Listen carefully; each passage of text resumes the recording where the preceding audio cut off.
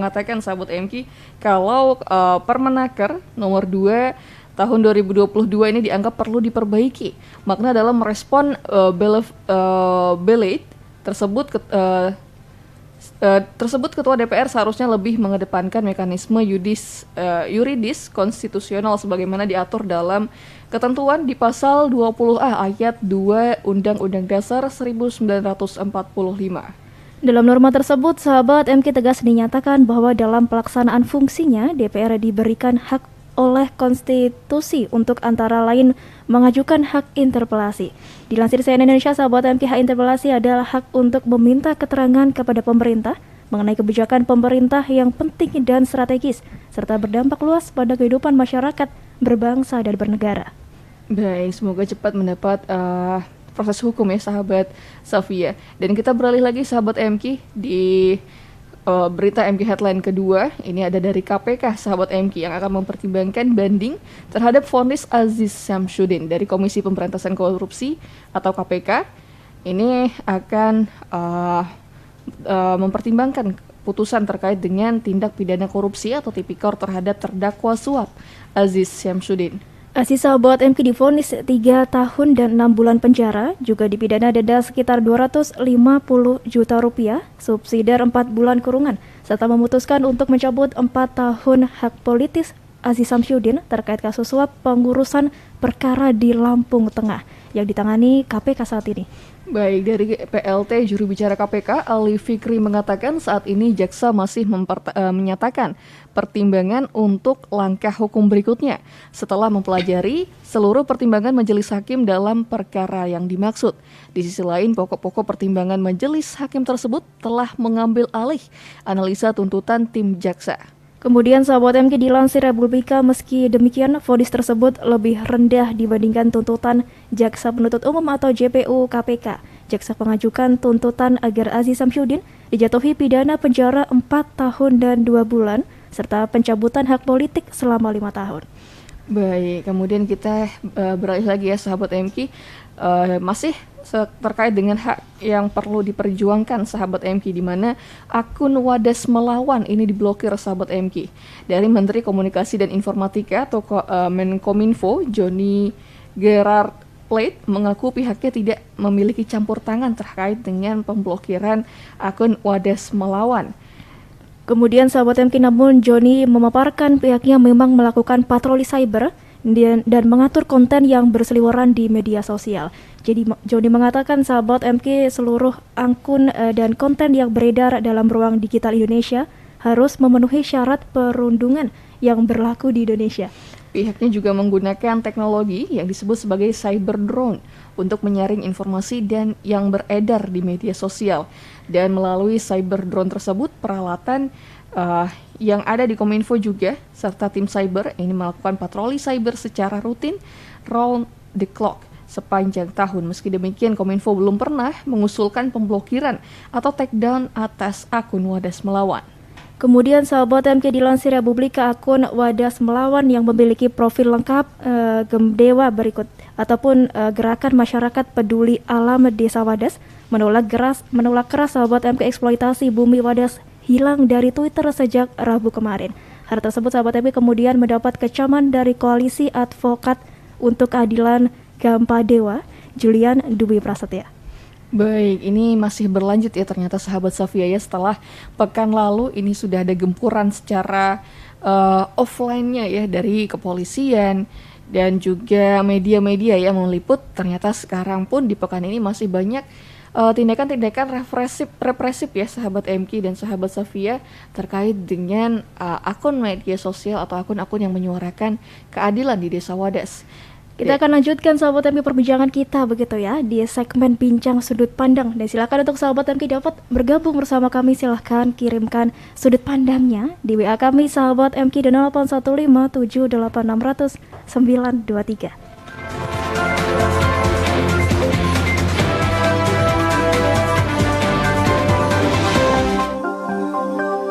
Sahabat MK, kapan seorang hamba dapat istirahat dari mengejar ilmu? Simak jawabannya selepas informasi berikut ini. Selamat Bunda, putranya sudah lahir. Alhamdulillah. Utuk-utuk, cakepnya anak Bunda. Semoga jadi anak soleha ya nak. Amin. Oh iya dok, saya malah baru ingat belum siapin apa-apa untuk akikah putra saya. Tenang Bunda, kalau itu di DT Akikoh Jogja aja. Emang kenapa dok harus di DT Akikah Jogja? Di DT Akikoh Jogja, pelayanannya terbaik. Pemesanan mudah, hewan berkualitas dan syar'i, masakan higienis dan halal, penyaluran tepat sasaran, pengantaran on time. Bunda bisa akikoh plus sedekah, free dokumentasi dan ongkir, dan garansi 100%. Wah, komplit ya dok. Akikoh, ya di DT Akikoh Jogja, mulai dari Rp1.899 di Jalan Raya Tajem nomor 82, Maguwo Harjo, Depok, Sleman. Konsultasi gratis di 0813 8282 7300 atau klik Instagramnya di @dt_akikoh_jogja. DT Akikoh Jogja, mudah, berkah, sesuai syariah.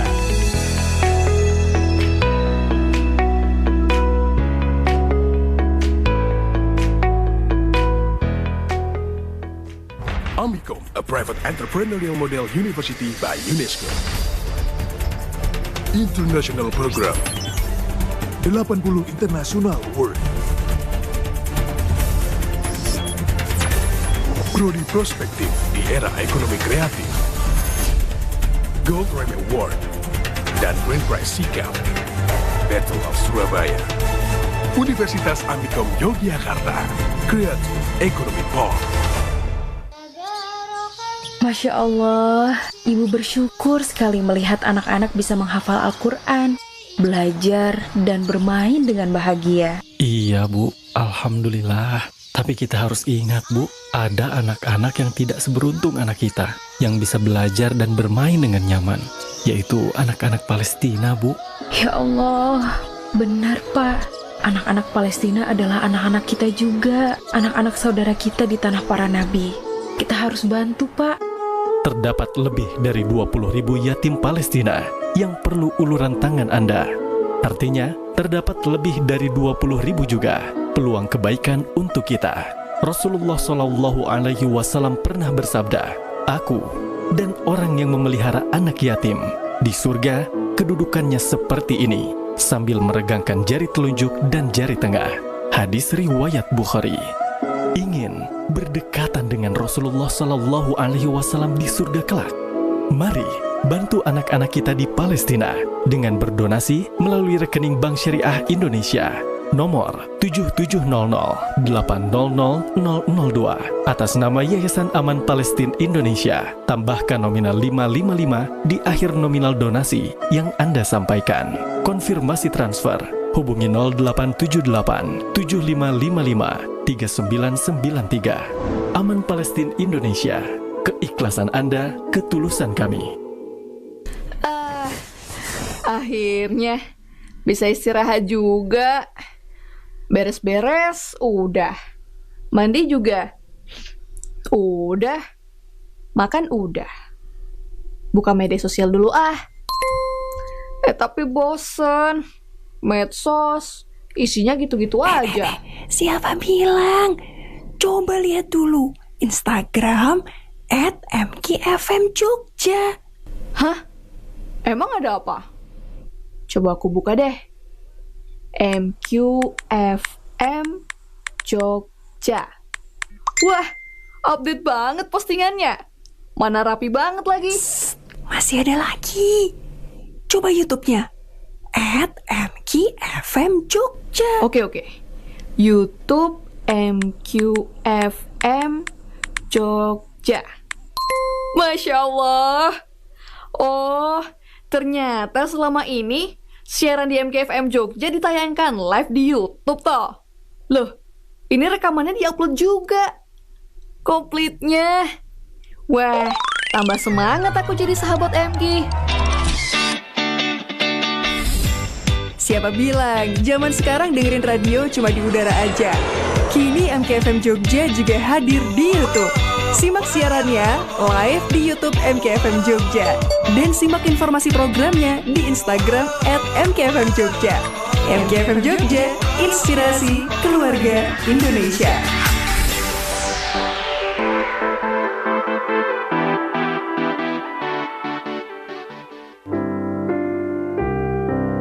Tidak sedikit orang yang menentang Rasulullah, tiada henti menghalangi misinya dan mencoba mengakhiri hidupnya. Namun, dengan segala hantaman tersebut, Rasulullah tetap tegar seperti batu karang, hingga para musuhnya terpukul mundur oleh kegigihan dan keteguhan Nabi Muhammad.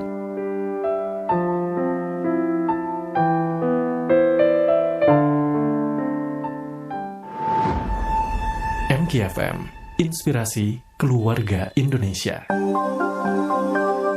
Sahabat MK, Imam Ahmad rahimahullah berkata, seorang hamba dapat merasakan nikmat istirahat dari menuntut ilmu dan beramal saat ia pertama kali menginjakkan kakinya di surga.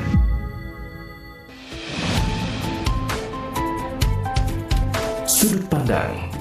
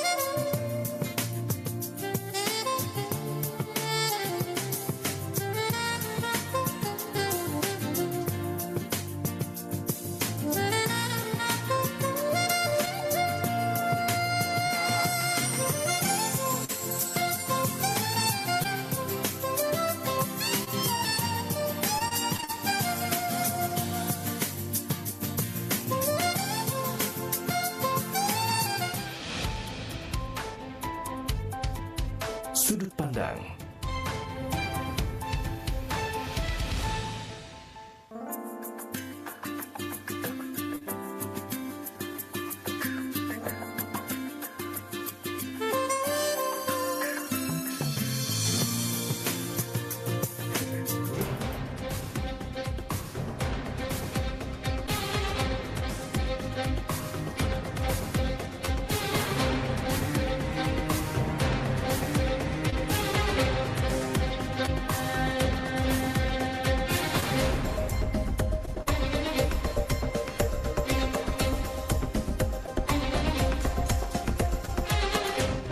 Sahabat MK menindaklanjuti kejadian yang memang terjadi di Wadas, sahabat MK, di mana kemarin sempat terjadi pengukuran tetapi menggunakan aparat begitu ya, sahabat Tara. Kemudian dari akun Twitter @wadasmelawan, ini ternyata sahabat MK mendadak tidak bisa diakses pada Rabu 16 Februari lalu. Padahal akun tersebut rutin memberikan perkembangan terkini terkait kondisi di Desa Wadas, Kecamatan Bener, Purworejo, Jawa Tengah, yang menjadi lokasi dugaan kekerasan terkait proyek pertambangan batuan andesit untuk pembangunan Bendungan Wadas. Bendungan Bener, sahabat MK. Baik, akun yang diikuti oleh 18.000 pengikut tersebut, sahabat MK menuliskan profil lengkap Gerakan Masyarakat Peduli Alam Desa Wadas atau Gempa Dewa, menolak keras eksploitasi bumi di Wadas. Dan tidak hanya itu, sahabat MK, 7 akun pribadi aktivis Wadas juga dikabarkan turut ditangguhkan tanpa adanya kejelasan ya terkait dengan penangguhan akun-akun tersebut. Sementara kepolisian daerah atau Polda Jawa Tengah ini menolak tudingan terlibat dalam pembekuan akun-akun tersebut. Kemudian sahabat MK, sangat disayangkan hal tersebut merupakan upaya kesekian kali serangan balik di dunia digital. Sebelum penangguhan akun @wadasmelawan dan akun aktivis Wadas, akun Instagram LBH Yogyakarta, sahabat MK, yang menjadi pendamping hukum bagi sebagian warga Wadas, juga diduga sempat diretas pada 8 Februari lalu. Sementara diskusi yang diadakan oleh Lembaga Penelitian, Pendidikan, dan Penerangan Ekonomi dan Sosial atau LP3ES tentang Wadas pada tanggal 12 Februari juga diduga sempat diretas.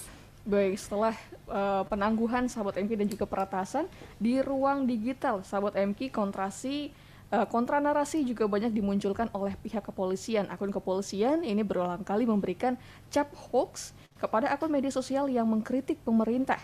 Akun penentang tambang di Wadas yang berisi narasi real kejadian di lapangan dan sebagai upaya kontradiksi oleh pihak kepolisian tersebut tentu mengaburkan informasi kekerasan polisi terhadap warga Wadas. Padahal sahabat MK, jika kita bisa ingat, ini hak atas kebebasan berpendapat dan menyampaikan informasi sudah dijamin dan dilindungi di berbagai instrumen hukum. Sehingga isu tersebut perlu disikapi serius mengingat adanya tren serangan dan intimidasi digital di dunia maya sahabat MK terhadap aktivis dan pembela HAM. Baik, lalu bagaimana pola serangan tersebut sahabat MK yang ternyata juga tidak hanya secara fisik saja namun juga di media sosial ya.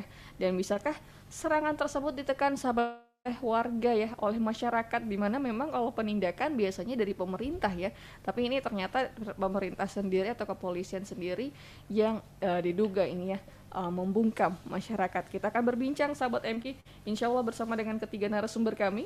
Ada dari perwakilan Gerakan Masyarakat Peduli Alam Desa Wadas atau Gempa Dewa. Kemudian juga ada Pak Damar Julianto sebagai Direktur SafeNet Perkumpulan di bidang hak digital. Dan juga insya Allah akan hadir Pak Pratama Persada dari Direktur Sikrek Penelitian Keamanan Sistem Informasi dan Komunikasi.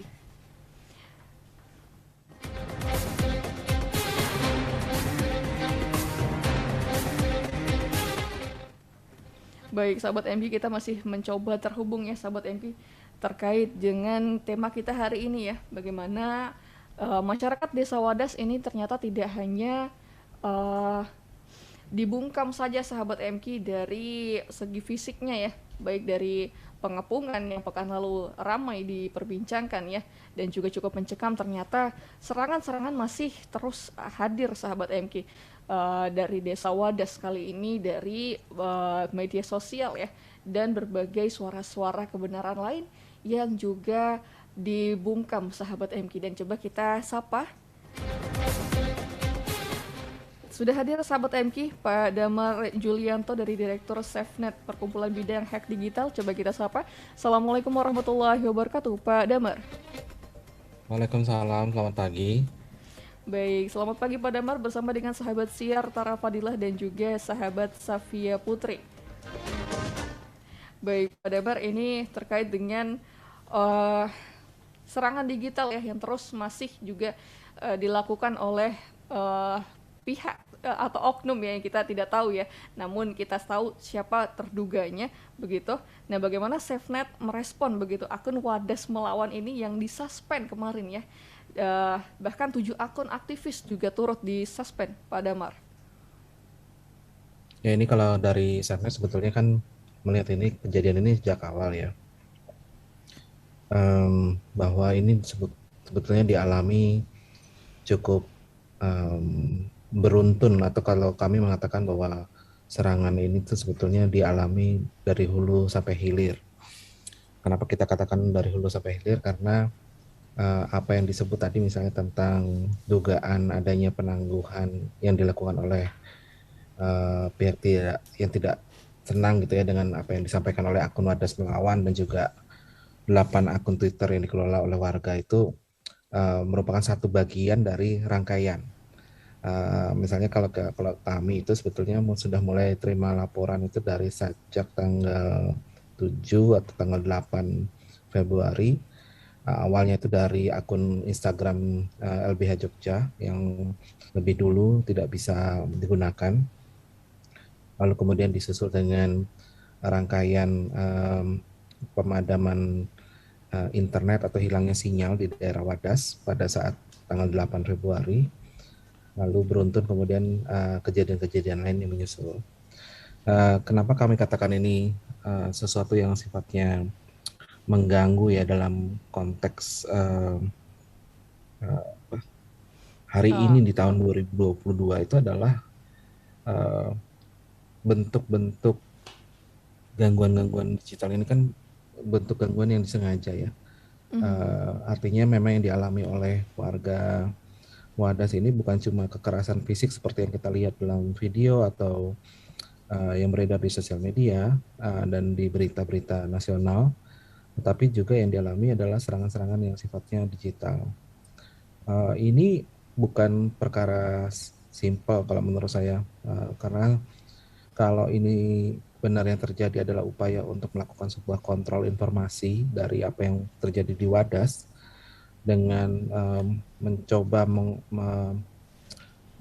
membatasi apa yang disampaikan oleh warga, mulai dari memutus akses internet itu sendiri, lalu kemudian sampai menghalang-halangi orang untuk bisa menyampaikan apa yang terjadi di sana dengan mematikan akses akunnya gitu ya. Itu adalah sebuah bentuk pelanggaran hak digital yang sangat serius. Bahkan bukan itu saja sebetulnya, kalau kita bisa melihat apa yang terjadi di Wadas itu kan disusul juga dengan tuntutan hukum ya pada beberapa warga 67 warga gitu ya. 3 diantaranya sebetulnya kena Undang-Undang ITE pasal 28 ayat 2 yang dijungtokan dengan pasal 14-15, atau mungkin saya pakai bahasa sederhana aja ya, bahwa mereka yang 3 orang dari warga tersebut dituntut dengan perbuatan menyebarkan kabar bohong yang menimbulkan keonaran. Nah, ini saya mau sedikit bahas tentang ini adalah ini kan menjadi sangat keliru di saat warga Wadas menggunakan media sosial untuk menceritakan apa yang terjadi pada diri mereka sesuai fakta, tapi kemudian dituding menyebarkan kabar bohong. Bahwa tuntutan hukum ini adalah satu proses yang juga saya rasa juga disertai juga dengan stigma-stigma yang dibuat oleh akun-akun yang dibuat oleh akun resmi kepolisian, baik itu dari Humas Polres maupun dari Divisi Humas Polri. Kita bisa melihat ada satu upaya untuk melakukan kontra narasi mengatakan bahwa apa yang disampaikan oleh akun Wadas Melawan, lalu juga apa yang terjadi di sana ini oleh warga dengan memanfaatkan media sosial itu adalah sebuah kebohongan. Saya rasa ini perlu menjadi sorotan serius ya, terutama karena kita perlu tahu bahwa tidak ada upaya yang demikian itu sebetulnya, bahwa apa yang disampaikan oleh warga itu berdasarkan pada kenyataan, dan apa yang mereka rasakan itu sebetulnya tidak bisa dikategorikan sebagai perbuatan kebohongan. Kalau kita misalnya melihat pada materi yang disampaikan, itu betul-betul apa yang mereka rasakan, dan sesuatu yang berasal dari fakta di lapangan itu kemudian tidak bisa disampaikan sebagai sebuah tindakan yang melanggar hukum. Nah, kita harus paham betul bahwa teman-teman kalau melihat pada situasi di Wadas itu adalah situasi yang bisa saja terjadi pada tempat yang lain, pada saat warga misalnya berhadapan dengan situasi di mana mereka tidak menemukan keadilan dan menggunakan media sosial sebagai sarana untuk menyuarakan apa yang terjadi pada mereka. Jadi kalau ini kita refleksikan bisa terjadi pada Wadas, dialami oleh mereka pada awal bulan Februari kemarin, besar kemungkinan ini bisa dilakukan dan dialami lagi oleh warga-warga di tempat lain yang sedang melakukan sebuah protes secara damai terhadap kebijakan-kebijakan yang mereka anggap tidak memenuhi unsur keadilan. Saya rasa itu ya refleksi yang paling penting yang kita bisa tarik dari apa yang terjadi di Wadas. Baik. Kemudian kalau kita tinjau ataupun kita lihat bahwa memang ini Polri juga menegaskan akan menindak pengelolaan akun-akun yang memang dinilai proaktif walaupun memang menyatakan hal yang fakta begitu, Pak Dawar. Apakah memang hal seperti ini bisa dilakukan oleh Polri sendiri? Ya, salah satu unsur yang saya rasa penting untuk dilihat dari sini adalah narasi siapa yang sebetulnya sedang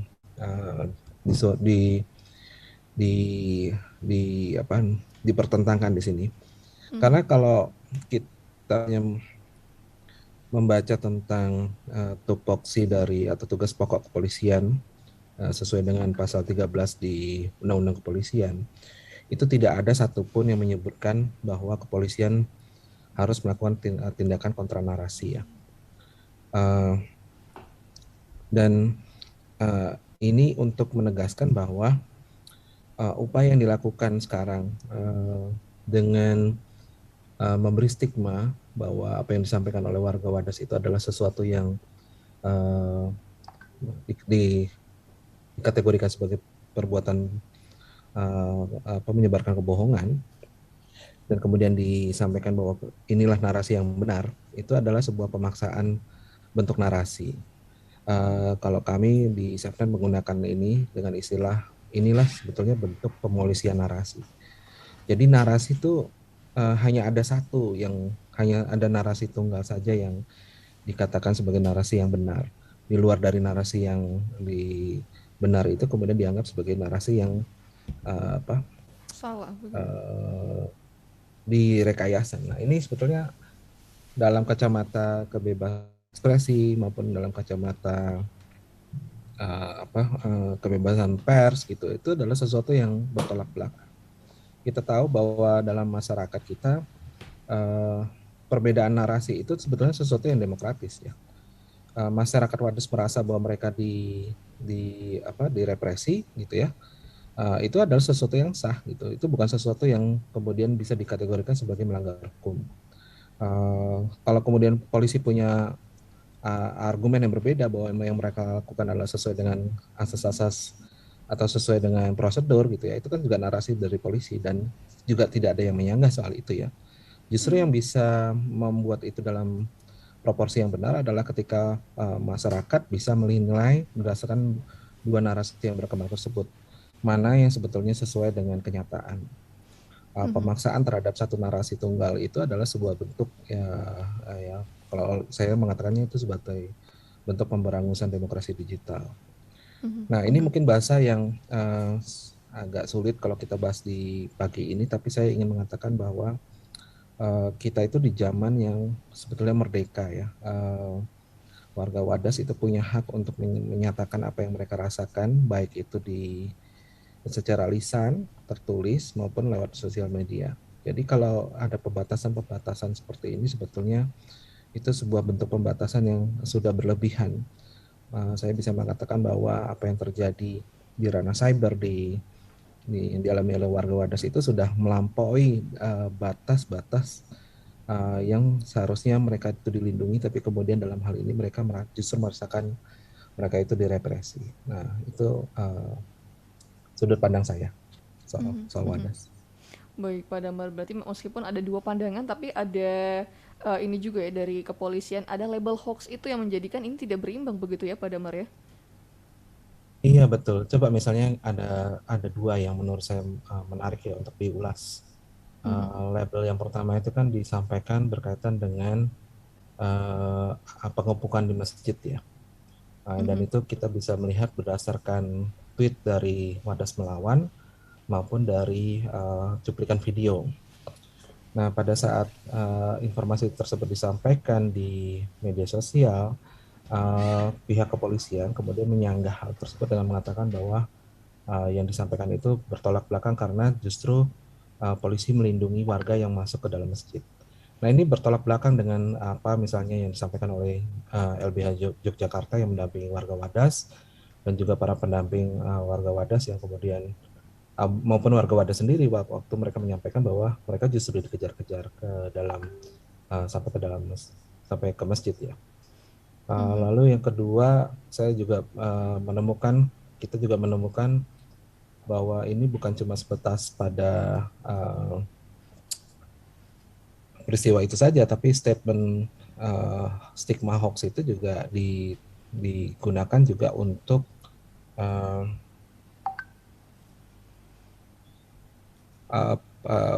penangkapan Muhammad Suud ya.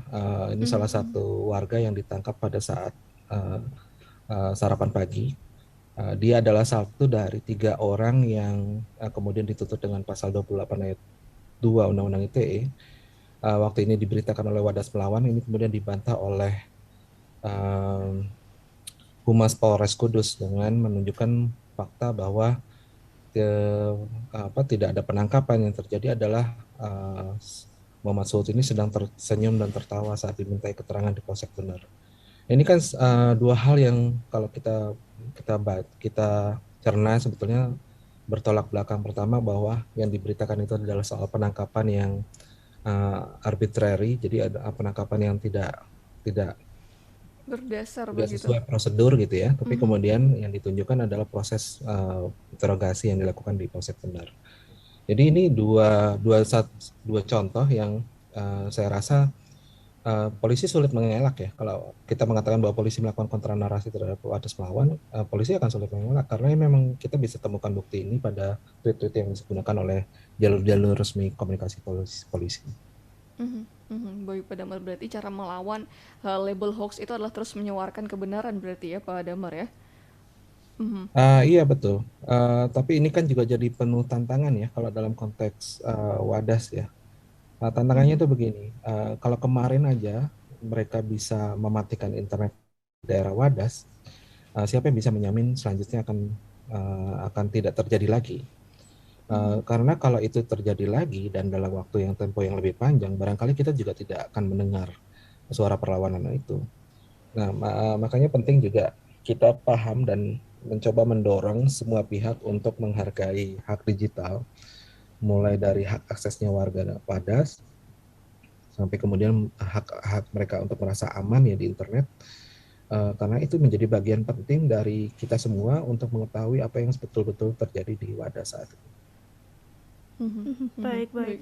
Kemudian Pak Damar, apakah memang dalam hak digital begitu ya, dalam menyuarakan di media sosial ini, apakah memang ada batasannya hingga dikatakan tidak bisa dikasuskan begitu Pak Damar sehingga dirasa aman dalam menyuarakan? Iya, ini pertanyaan yang bagus ya, karena kalau kita ikut aturan-aturan yang sudah dibuat baik oleh 3 lembaga, yang saya maksud itu adalah kepolisian, kejaksaan, dan juga Kominfo, yang mencoba menginterpretasikan Undang-Undang ITE, maka kita bisa menemukan salah satu poin di mana sesuatu yang berasal dari fakta dan berasal dari pengalaman seseorang itu tidak bisa kemudian dipolisikan, tidak bisa kemudian dikasuskan.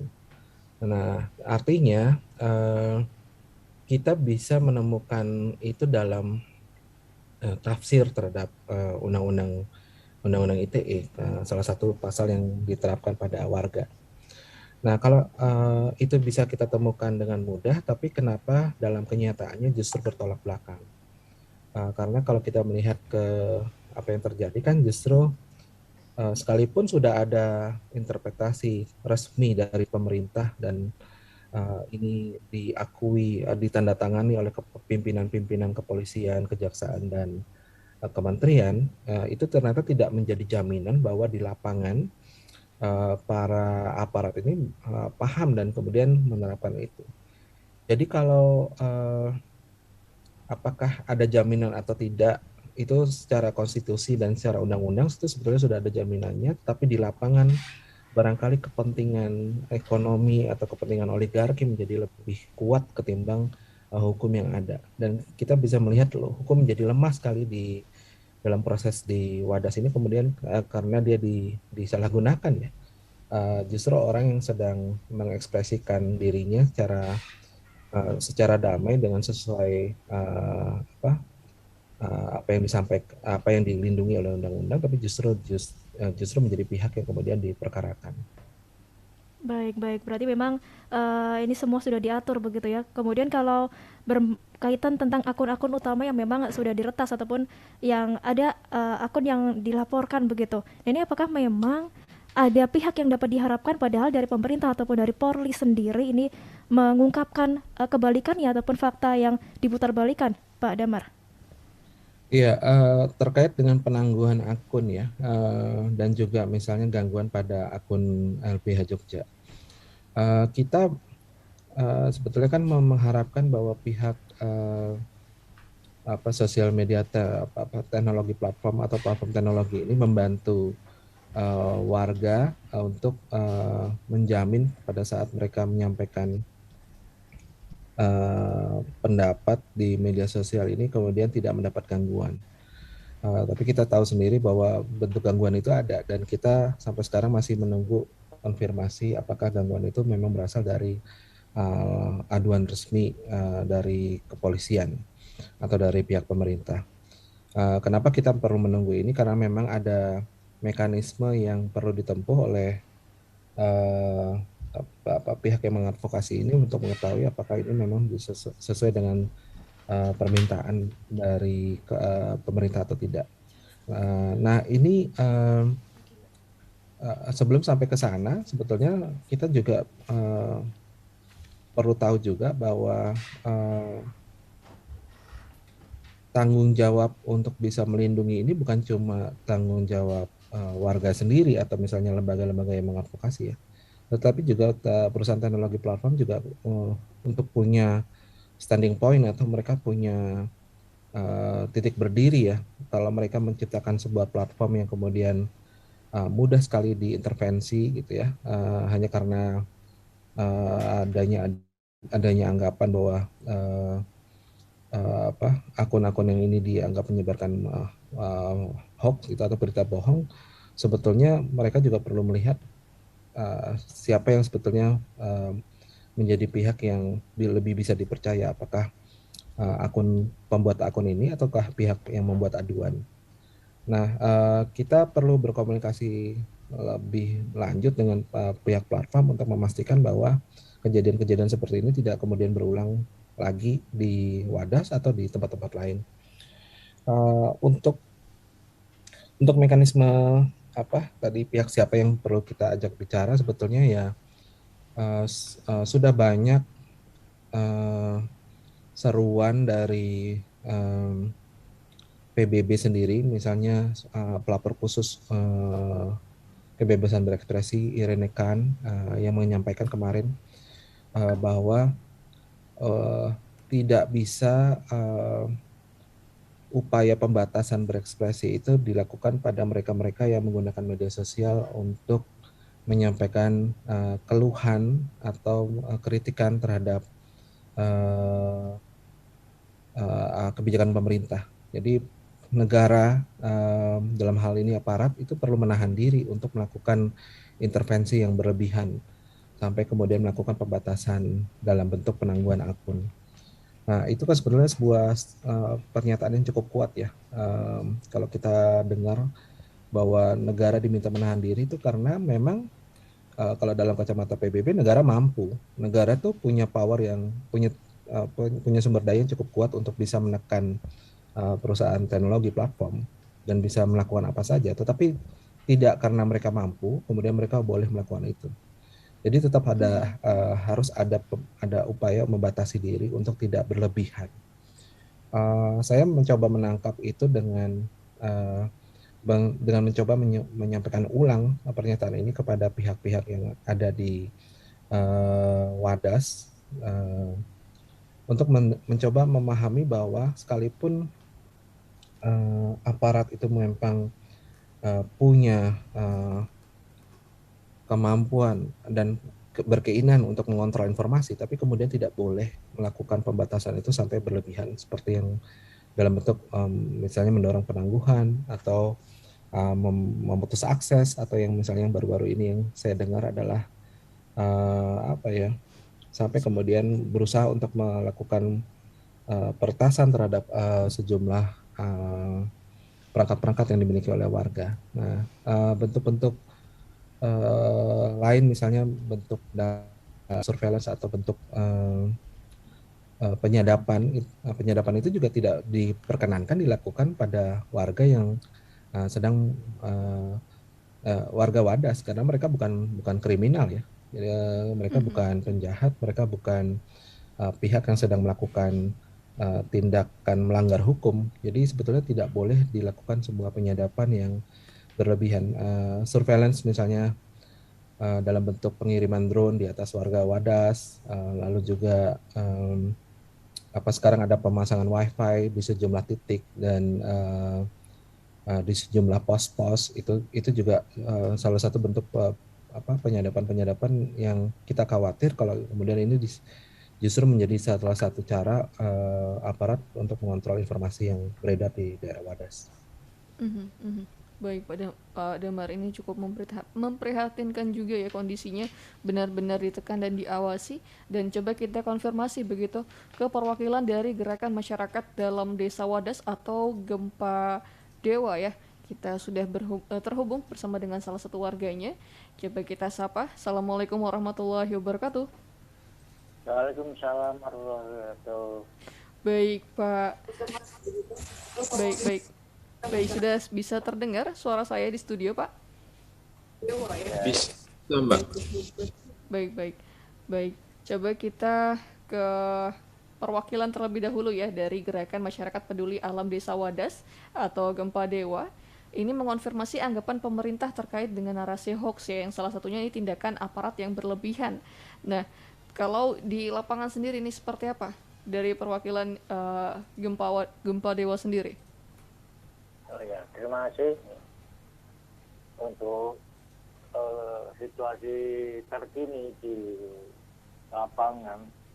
Kan masih banyak atau tiap hari itu lalu lalang aparat TNI maupun kepolisian ini tiap hari seharian penuh, datang pagi pulang sore. Nah, ini menjadikan trauma pada warga sehingga banyak mereka teman-teman kita warga yang trauma sehingga pekerjaan itu dikesampingkan karena takut atas prahara pada 8 Februari kemarin, sehingga aktivitas belum boleh penuh lah, hanya istirahat saja untuk mencukupi kebutuhan sehingga masih trauma sekali masuk misalnya menyadap nila atau deres itu masih banyak yang ditinggalkan, masih ada lah gitu. Jadi belum boleh kembali, itu ada terkini gitu. Kemudian juga banyak berdatangan bantuan sehingga kami juga sulit memilih mana yang benar, mana yang salah. Nah, mungkin mereka itu bermain politik dan sebagainya. Sehingga kami dari warga saat ini agak menutup orang-orang yang hadir ke Wadas karena terlalu banyak gitu, sehingga kami juga repot. Sehingga tadi malam pun juga kami bertemu ada Ketua PBNU Jawa Tengah yang hadir di Wadas, juga Ketua Ansor Sukoharjo, Ketua Ansor Pati juga datang hadir ke Wadas tadi malam, dan ada yang masih di Wadas untuk menemani kami yang masih ketakutan pada peristiwa yang lalu. Itu, terima kasih. Baik, berarti masih cukup mencekam ya dan ketat juga. Tapi kalau dari informasi ini Pak, ada informasi berkaitan suasana mencekam ini tidak seperti yang dilaporkan atau mungkin yang diceritakan oleh Bapak begitu ya. Dan kalau dari Pak Kapolri sendiri mengklaim situasi di Desa Wadas dalam keadaan tenang dan meminta warga tidak terprovokasi. Nah, ini tanggapan Bapak sendiri seperti apa dengan pernyataan polisi tersebut? Menurut saya gini ya, untuk warga memang politiknya itu dipecah belahkan. Politik Belanda yang dulu memang berhasil baik ini diterapkan di warga Wadas, sehingga warga yang pro juga dibantu. Kami warga yang kota memang tidak mau dibantu. Untuk apa, Bang? Kami tuntutannya hanya IPL dicabut dari Wadas itu saja. Kami tidak menentang pemerintah. Kami tidak menentang pemerintah, tapi kami mempertahankan hidup kami, hak kami yang sudah layak. Nah, bumi yang diciptakan Allah SWT untuk kami jaga yang sebaik-baiknya untuk anak turun kita, begitu saja. Baik, berarti yang mendapat bantuan dan sebagainya ini cenderung ke warga yang pro saja atau seperti apa, Pak? Oh ya, sembako ya ada bantuan pembuatan safety tank dan sebagainya yang saya dengar gitu sampai hari ini.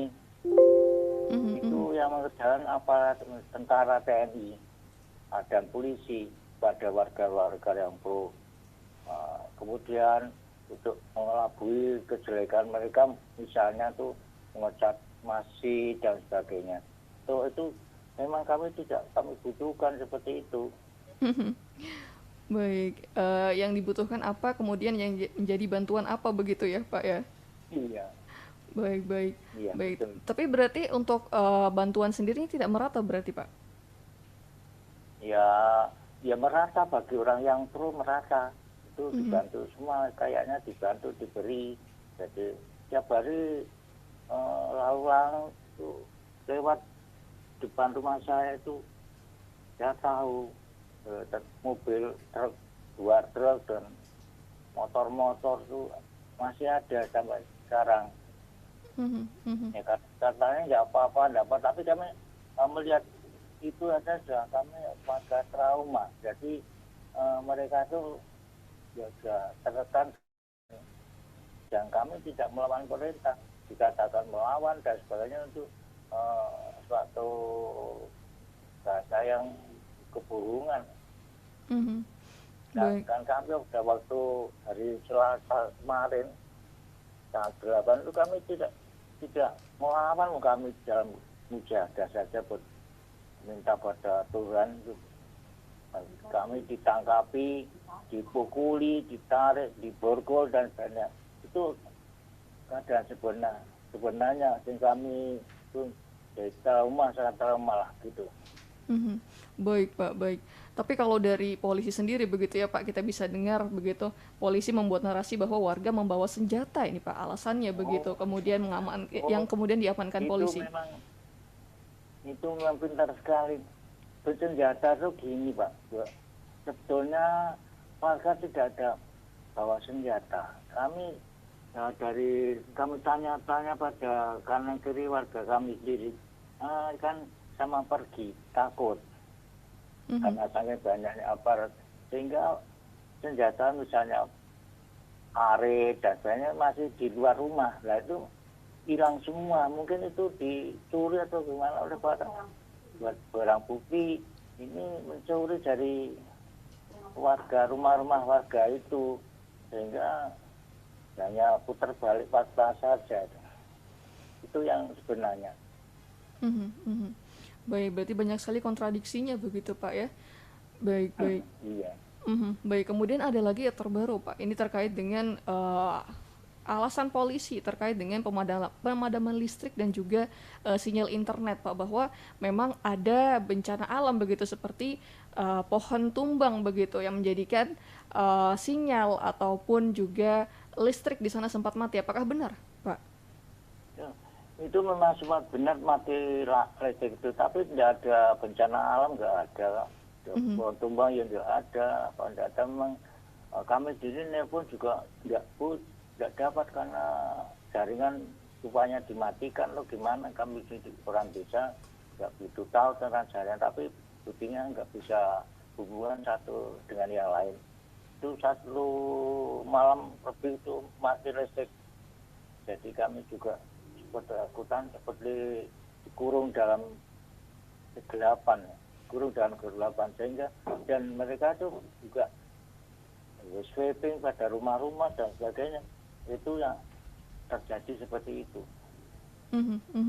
Baik Pak, dari perwakilan Gerakan Masyarakat Peduli Alam Desa Wadas, dan kita lanjut ke Pak Pratama. Baik, Pratama. Assalamualaikum warahmatullahi wabarakatuh Pak Pratama. Waalaikumsalam warahmatullahi wabarakatuh. Baik, dengan sahabat siar Safia Putri dan juga Fadila di studio Pak Pratama. Iya, selamat pagi Mbak Tri. Baik. Ada Kalau kita dengarkan tadi dari warga Wadas begitu ya, dari perwakilan Gempa Dewa, bahwa memang informasi yang diberitakan ini diputar balik karena tidak sesuai fakta. Ini sebenarnya polanya seperti apa Pak Pratama? Ya begini Mbak, ini kan kalau masalah Wadas gitu, itu kan kalau secara substansi itu kan ada masalah keamanan, ada masalah perlindungan masyarakat, ada masalah politik gitu. Tapi kalau saya menyikapi bahwa ketika kita berbicara tentang suatu informasi yang memang harus digali benar informasi tersebut, informasi yang valid atau nggak valid begitu. Karena kan saat ini banyak nih, karena banyak orang, banyak kepala, banyak kepentingan, akhirnya masing-masing menyampaikan informasi yang berbeda-beda.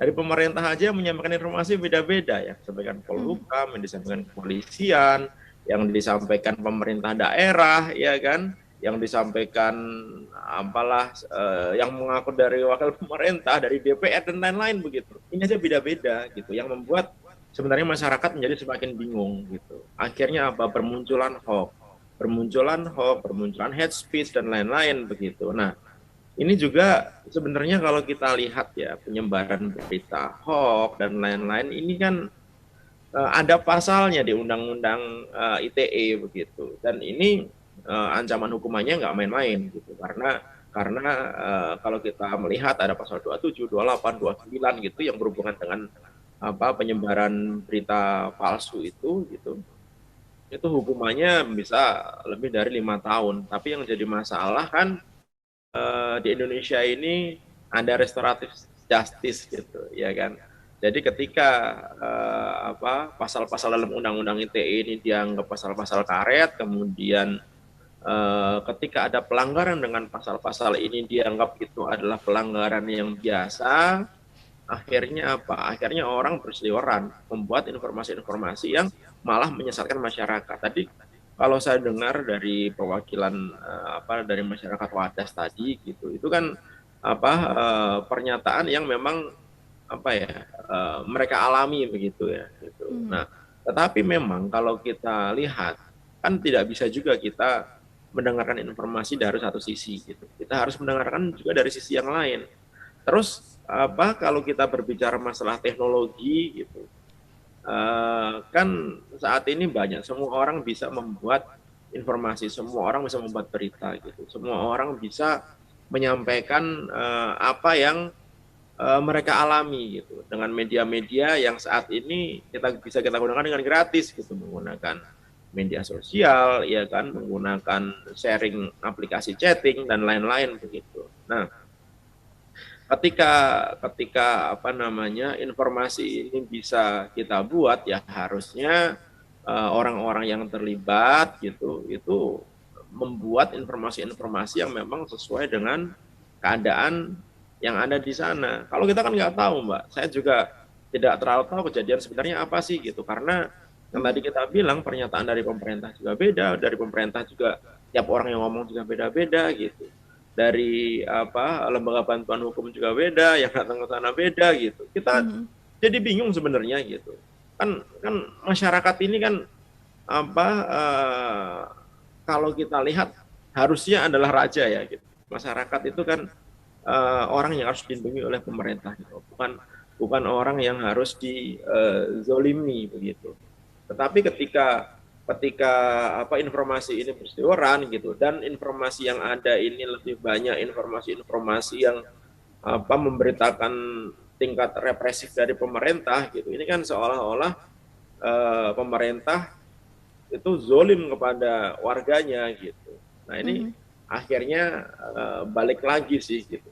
Kalau kita pengen semuanya baik-baik saja gitu, ya kan, semuanya kembali dengan normal, ya menurut saya harus ada yang fair memberitakan informasi ini. Datang fair memberitakan, jangan ada muatan. Masalahnya ketika ada muatan politik gitu. Nah, Mas Damar kelihatan nih kerennya nih gitu. Kalau ada muatan politik gitu, atau ada embel-embel yang lain, udah itu pasti nggak benar tuh gitu. Nah, kemudian jadi masalah lagi.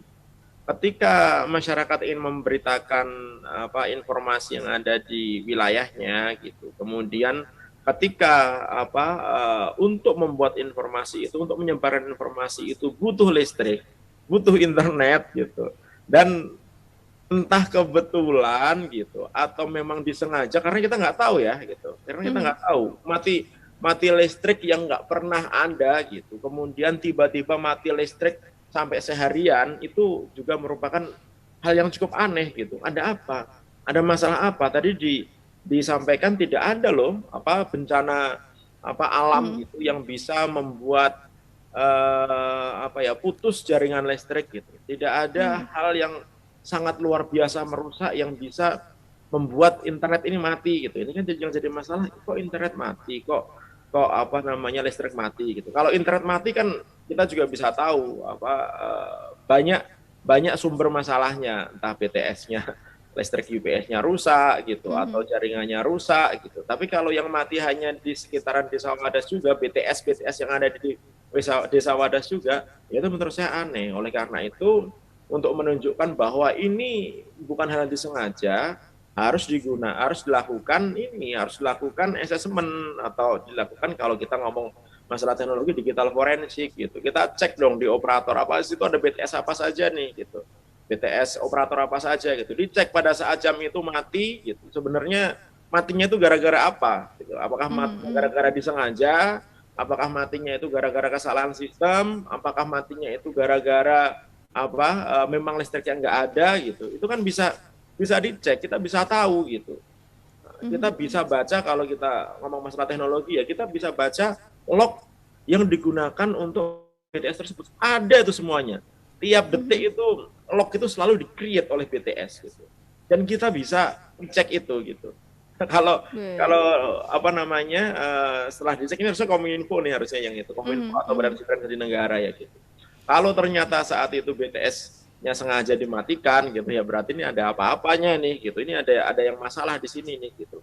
Karena kalau kita lihat ya di Google Trend gitu, masalah Wadas itu rame kan tanggal 8 Februari. Tanggal Februari itu apa lumayan tinggi. Puncaknya itu adalah di tanggal 9 Februari 2022 gitu. Subwilayah yang membicarakan masalah Wadas ini paling banyak adalah daerah istimewa Yogyakarta, yang kedua Jawa Tengah, yang ketiga Sulawesi Barat, yang keempat daerah ibu kota Jakarta, yang kelima Jawa Timur gitu. Ada daerah-daerah lain juga membicarakan tapi tidak terlalu banyak gitu. Kemudian topik-topik terkait yang banyak dibicarakan masyarakat di internet itu apa namanya topik tentang Kabupaten Purworejo, masalah andesit, jenis batu dan lain-lain memang kan ini tambang ya gitu. Terus di sini juga ada Pak Ganjar Pranowo juga namanya jadi naik gitu karena di topik apa namanya Google Trend itu naik ke peringkat ketiga ketika kita berbicara masalah Wadas gitu. Di sini juga ada pembicaraan masalah polisi dan pertambangan gitu. Nah, kemudian juga kalau kita berbicara masalah query terkait gitu, ini juga ada beberapa post-post gitu, posting-posting yang memang banyak dikit oleh netizen gitu, yang apa berisi hashtag gitu, contohnya misalkan kasus Wadas gitu, kemudian Wadas melawan gitu, Ganjar Wadas dan lain-lain gitu. Tapi mulai ke sini udah mulai turun ini. Gitu. 10 Februari itu sudah mulai turun dan tanggal 15 Februari sekarang tanggal 18 ya. Tanggal 15 Februari itu sudah hampir melandai gitu. Berita yang memberitakan masalah Wadas ini gitu. Nah, akhirnya kita balik lagi ini meredanya memang karena memang sudah tidak ada konflik lagi gitu. Apa ternyata masih ada konflik tapi diredakan gitu ya kan. Tapi kalau menurut saya ya, kalau saya apa namanya positive thinking gitu, harusnya sih pemerintah sih tidak akan melakukan hal yang represif atau merugikan masyarakat.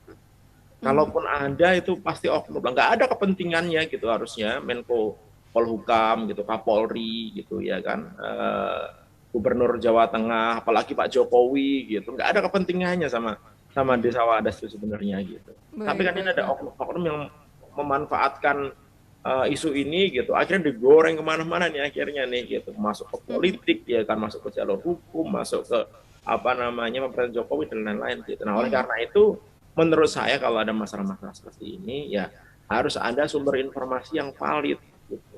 Pemerintah harus bersumber informasi yang valid ya kan, dari masyarakat pun banyak masyarakat yang bersama-sama gitu menyampaikan apa yang sudah terjadi gitu. Kan gini, kalau kita berbicara masalah teori informasi gitu ya kan, ada 1.000 orang gitu menyampaikan informasi yang sama, satu yang beda gitu, yang dianggap benar itu yang mana? Pasti yang 1.000 ini gitu. Karena informasi-informasi ini banyak diposting oleh masyarakat gitu.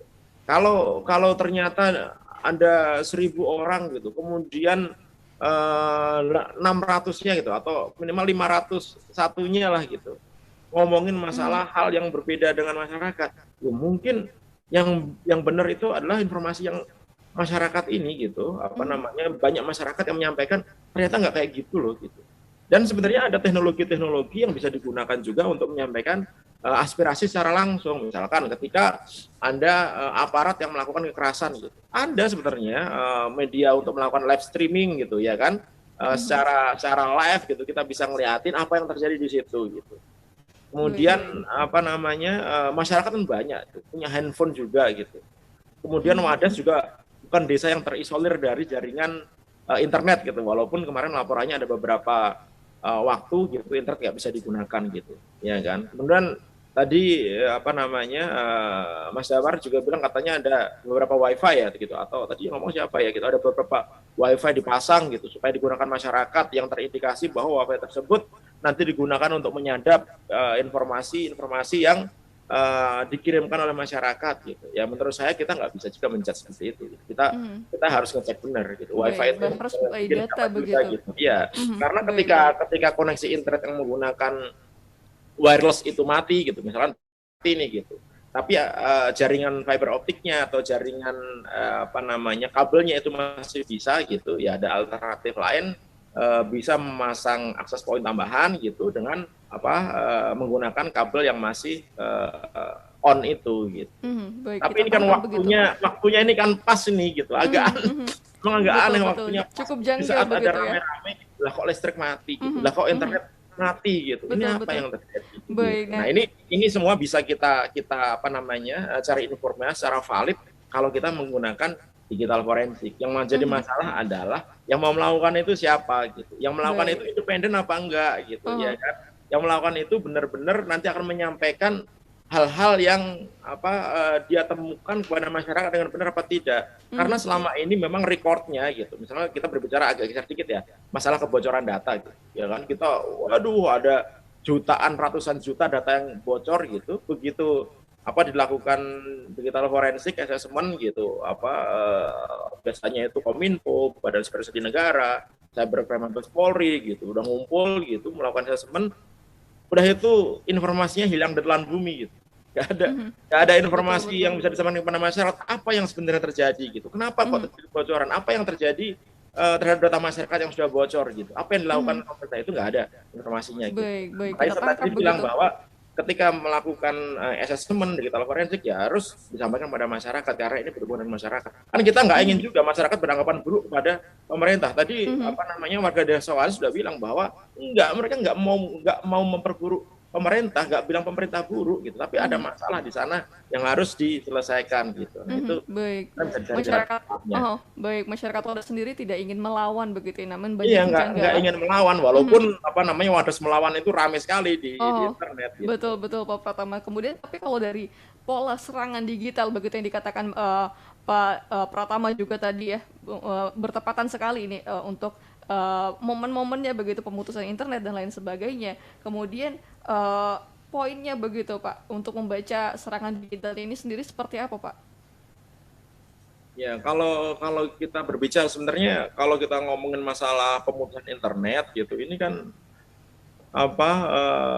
sudah beberapa kali terjadi ya gitu. Contohnya ketika dulu rame-rame ada aksi radikalisme di Jakarta gitu. Kemudian yang rame lagi adalah ketika terjadi pemutusan jalur internet di Papua dan di Papua Barat gitu, ya kan. Nah ini kan sebenarnya kan nggak boleh, ini kan melanggar hak asasi masyarakat gitu. Ditambah buzzer juga begitu Pak, ini polanya begitu. Makin riuh begitu dengan adanya buzzer. Iya gitu. Dan kalau kita mapping gitu sebenarnya orang-orang yang ngomongin masalah Wadas ini gitu, buzzer ini kalau pemerintah yang pemerintah kita bilang buzzer RP ya gitu. Orang-orang ini gitu. Mereka juga kadang-kadang didukung oleh teknologi, misalkan bot gitu. Yang ngomong itu sebenarnya bukan orang gitu. Yang ngomong itu bisa bot gitu. Dan sebenarnya bisa di tracing kan, gitu. bisa di tracing yang ngomong ini siapa gitu. Nah, cuma memang kalau kita berbicara masalah cara jalannya internet gitu, teknologi internet, memang informasi yang paling banyak itu yang diindeks oleh mesin pencari gitu. Jadi semakin banyak orang ngomongin masalah sesuatu gitu, informasi sesuatu gitu ya, itu yang akan diindeks gitu. Sehingga ketika kita melakukan search, kita melakukan pencarian, yang keluar adalah keyword-keyword atau berita-berita yang memang paling banyak di upload gitu, ya kan.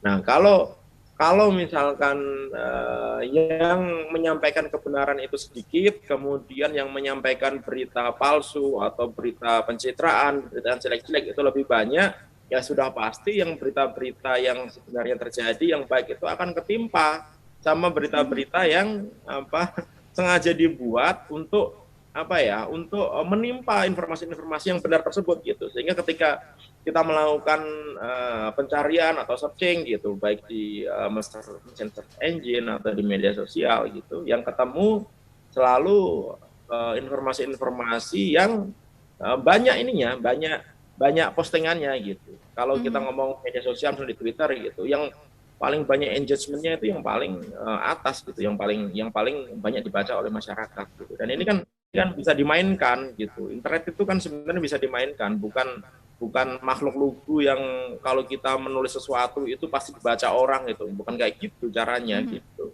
Jadi kalau misalkan orang mau memberikan informasi yang benar tentang Wadas gitu, kalau yang memang dirasa saat ini informasi yang beredar itu tidak benar gitu, dia posting informasi-informasi benar yang banyak gitu, sebanyak-banyaknya gitu. Kalau ada satu informasi yang nggak benar gitu, timpa dengan 10 atau 100 informasi yang benar. Baik. Jadi masalah adalah memang di Indonesia ini banyak silent majority, Mbak. Silent majority itu sebenarnya mereka tahu bahwa itu nggak benar gitu, tapi mereka nggak mau nulis, nggak mau posting, nggak mau melakukan perubahan gitu. Sehingga akhirnya apa? Sehingga akhirnya banyak orang gitu. Sekarang ada 212 juta orang yang sudah terkoneksi ke internet di tahun 2022 ini gitu. Akhirnya ketika banyak orang diam, kemudian tidak mau mengungkapkan kebenaran gitu, akhirnya yang kita dapatkan informasi-informasi yang kita dapatkan di internet itu informasi-informasi yang nggak benar. Apalagi kebanyakan dari netizen kita itu adalah milenial, yang dimana mereka mencari sumber informasinya itu bukan melalui media-media yang mainstream. Bukan nggak ada tuh mereka nonton TV, nggak ada tuh mereka dengerin radio kayak gini gitu, nggak ada tuh bilang bahwa radio ini nggak didengarin lagi ya, adalah kalau kita ngobrol dan lain-lain gitu, atau pas ganti channel gitu. Mereka sumber informasi utamanya itu banyak menggunakan media sosial. Nah, ketika media sosial dipenuhi oleh informasi-informasi yang nggak benar, akhirnya informasi yang didapat oleh para netizen ini adalah informasi-informasi yang tidak benar. Nah, ini memang menjadi tanggung jawab pemerintah menurut saya. Baik Pak Pratama, ini kalau Indonesia ini jadi benar, gimana Mbak? Terkait kemarin memang ada berita yang memang diungkapkan benar oleh warga Wadas, yaitu pengepungan dan juga kekerasan aparat. Tapi dari aparat penegak hukum sendiri melabeli berita tersebut dengan berita hoax begitu. Pak Pratama, ini bagaimana polanya atau bagaimana sebenarnya yang terjadi, Pak Pratama? Ya, ini karena yang posting nggak banyak, sumber informasinya nggak banyak, nggak bisa tuh kalau dari media gitu, satu media gitu memberitakan, oh ini polisi represif gitu, dari laporan masyarakat gitu, tapi juga ada pemberitaan enggak kok, itu bukan represif, kita melakukan penegakan hukum, ada orang yang kabur kemudian kita ambil karena dia provokatif gitu. Kita kan nggak tahu yang benar dan yang salah, karena informasi yang kita baca ini cuma informasi itu kan gitu. Nah, betul, berarti makanya dibutuhkan orang-orang yang bisa melakukan penyebaran informasi yang benar begitu.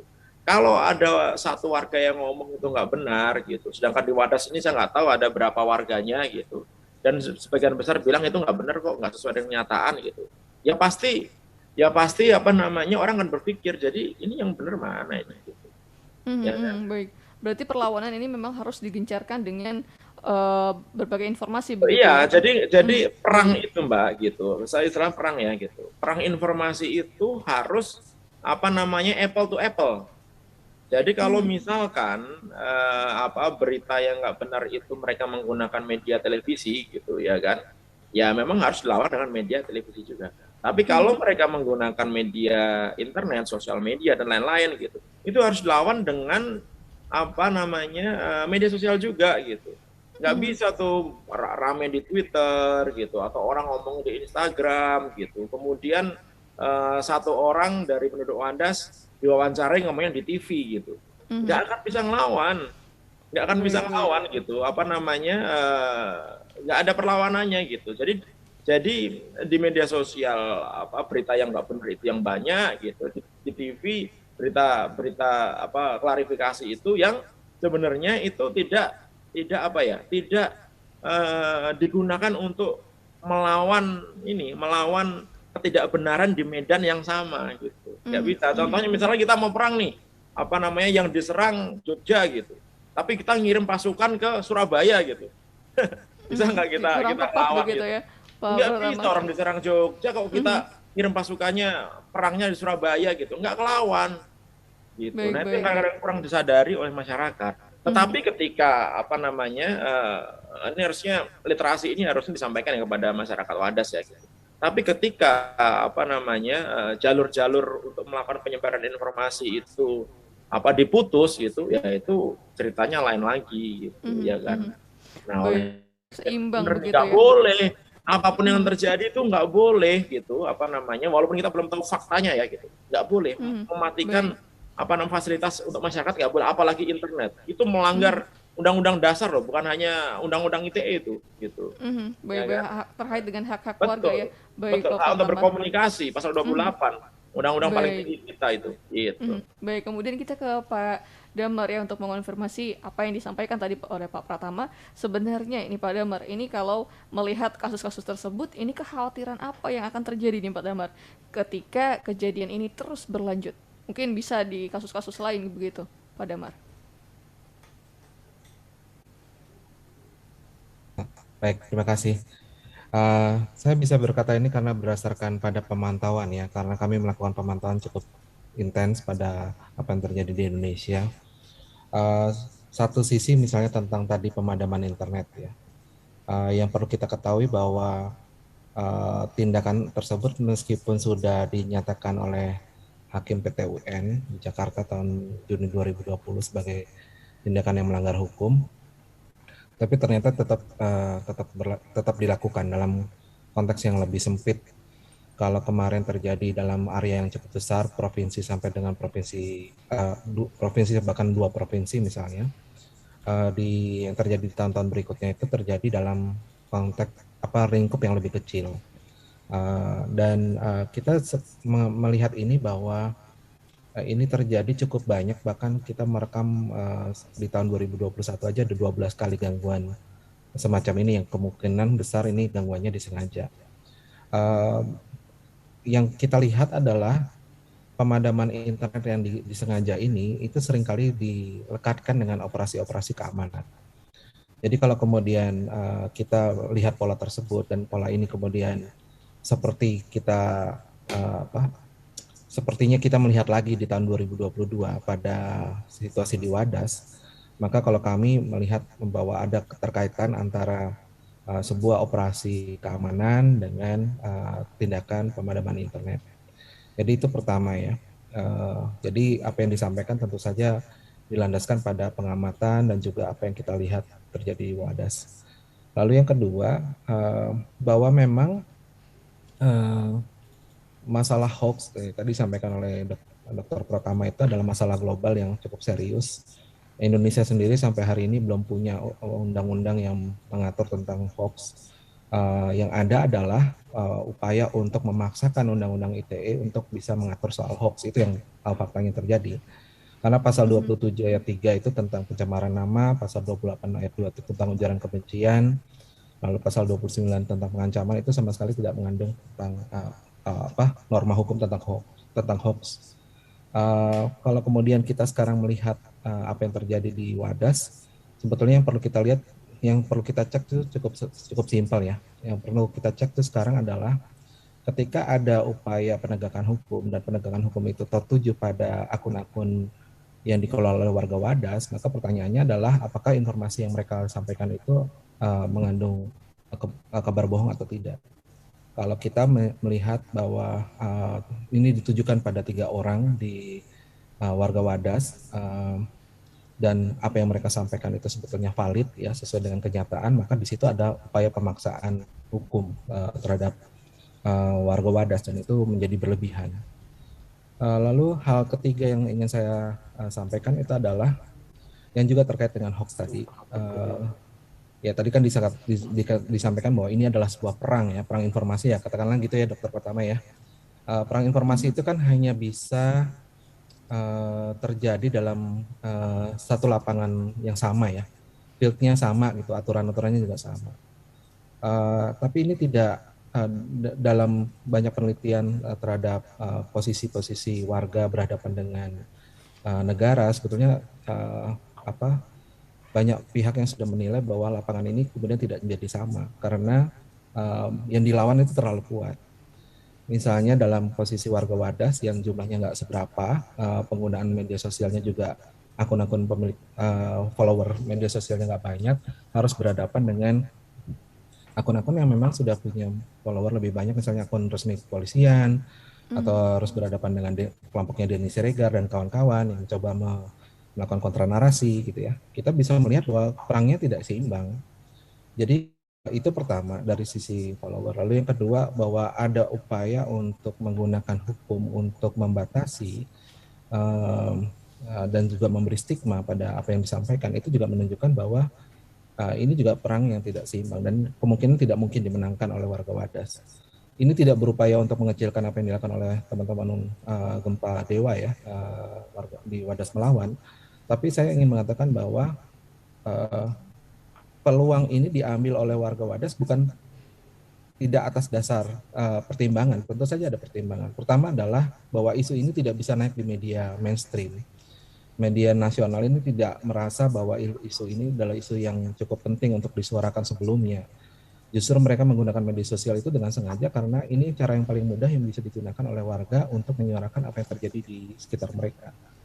Jadi kalau sekarang ya, isunya naik justru kan karena ramai di media sosial dan kemudian baru media rame-rame mengangkat persoalan yang sudah terjadi dari tahun 2018. Jadi ada persoalan kalau kita misalnya berharap bahwa ini bertarung di laga yang sama gitu ya. Kita sudah lama melihat bahwa kita tidak bisa lagi berharap itu sama ketika yang dihadapi adalah kelompok yang sudah terlalu kuat.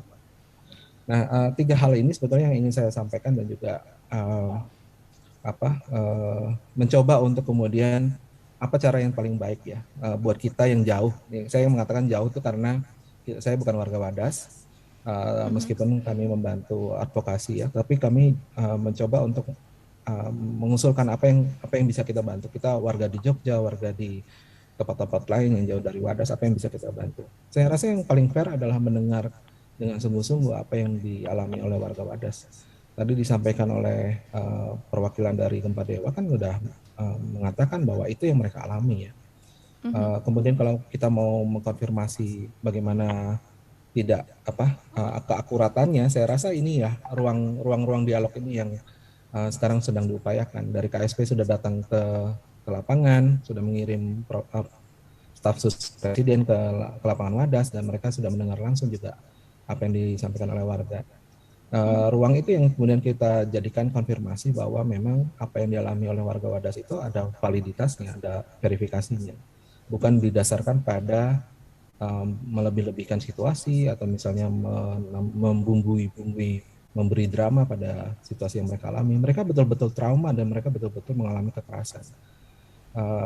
Kita tinggal sekarang masyarakat sebagai masyarakat informasi, bagaimana memanfaatkan informasi yang ada sekarang ini kemudian untuk memberi penilaian ya, mana sebetulnya pihak yang kita anggap kita bisa membela, berdiri, berpihak. Berpihak itu dalam arti yang kita inginkan adalah keadilan buat semua pihak ya. Bukan berarti kita saling melawan atau binary seperti di Twitter ya, dengan perang hashtag dan kita kemudian jadi musuh-musuhan, bukan begitu. Tapi kita berupaya untuk mana yang paling layak, mana pihak yang paling tepat untuk menjadi pihak yang kemudian kita tumbuh keberpihakan terhadap pihak korban. Baik Pak Damar. Baik, dan terakhir mungkin kita bisa sapa lagi dari perwakilan gerakan Gempa Dewa begitu. Pak, dari perwakilan Gempa Dewa masih bisa terhubung? Baik. Dan mungkin terakhir singkat ini Pak, bisa disampaikan mungkin upaya selanjutnya yang akan terus diupayakan oleh Gempa Dewa sendiri ini seperti apa? Upaya terakhir jadi kami juga terus mengupayakan penyelesaiannya melalui jaringan solidaritas maupun pendamping kita bantuan hukum untuk keberhasilannya terus kami upayakan sampai malam tadi malam terus kami juga berkumpul pada tokoh-tokoh dari mana-mana, dari Pati, dari Semarang, dari Jogja, dari Surakarta dan sebagainya. Kita tidak putus asa sampai kapanpun kita tetap berusaha untuk mencari kebenaran dan mencari cita-cita kita itu wadah tetap utuh itu saja.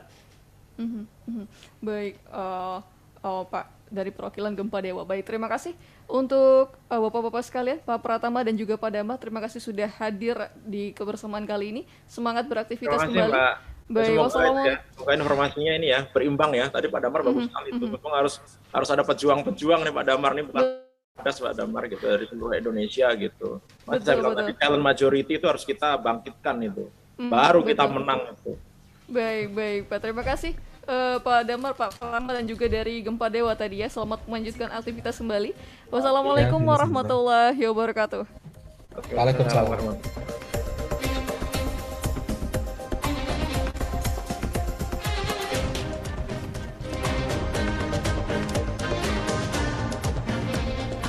Baik, dan kita langsung saja sahabat MK memaparkan ya kalau dari MKFM Jogja sendiri memandang kasus ini seperti apa. Coba kita sapa sahabat Rara Maiza yang sudah hadir di studio. Assalamualaikum warahmatullahi wabarakatuh. Waalaikumsalam warahmatullahi wabarakatuh, sahabat Tara. Baik, sahabat Rara, boleh disampaikan begitu pandangan dari MKFM Jogja seperti apa? Ya, baik sahabat Tara dan sahabat MK, memang masih adanya serangan dan intimidasi digital terhadap warga dan aktivis Wadas. Ini salah satunya dengan kemarin penangguhan akun Twitter Wadas melawan, 7 akun Twitter milik aktivis Wadas lainnya juga. Sebelum-sebelumnya ini ada peretasan terhadap LBH Yogyakarta dan juga ada peretasan kepada aktivis-aktivis Wadas begitu. Dan di sini pemerintah dan aparat penegak hukum memang seharusnya serius dalam menanggapi terus berulangnya kekerasan kepada warga dan juga aktivis, dan saat ini serangannya mulai ke dunia maya di digital begitu terhadap pembela HAM dan warga yang memang mengekspresikan kritik terhadap kekuasaan, terhadap penolakan pertambangan di Wadas begitu. Dan di sini padahal kalau kita melihat media sosial Wadas melawan sendiri ini digunakan dan media sosial tersebut ini gencar mengabarkan situasi terakhir di Wadas, terutama ketika kemarin kita melihat ada ramai terjadi penyerbuan ataupun pengepungan oleh pihak kepolisian.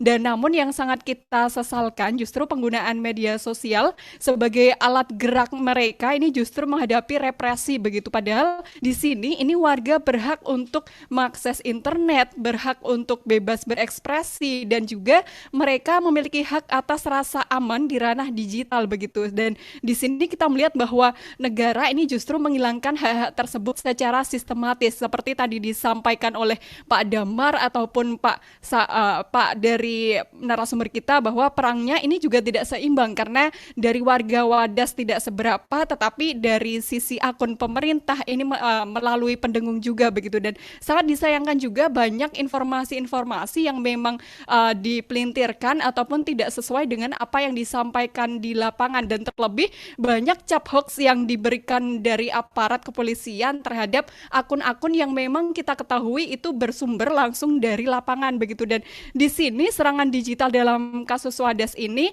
menjadi hal yang sangat disesalkan, perang informasinya begitu, dan pemerintah pun gencar membuat wacana tandingan menyebarkan informasi lain tentang situasi di Wadas begitu. Sehingga di sini kita sebagai masyarakat sahabat MK ini juga harus betul-betul untuk mencari tahu informasi-informasi yang memang akurat dan bersumber langsung dari Wadas begitu. Dan kita sangat mendorong untuk pemerintah terutama Kemenkominfo begitu ya untuk menyelesaikan kasus ini, dan harus ada kejelasan siapa yang bertanggung jawab terhadap penangguhan akun-akun ataupun peretasan terhadap individu maupun organisasi begitu ya. Ini yang harus dijawab oleh pemerintah dan harus disikapi secara serius, sehingga kita semua harus terlindungi secara kebebasan berekspresi dan juga memastikan warga dapat mengungkapkan pendapatnya secara damai, terutama ini di dunia maya begitu untuk kebebasan berpendapat, menyampaikan informasi, karena ini juga sudah dijamin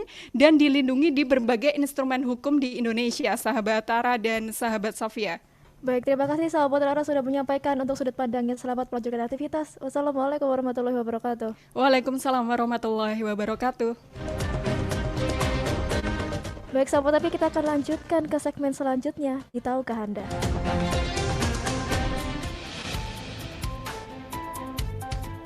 Sudut Pandang.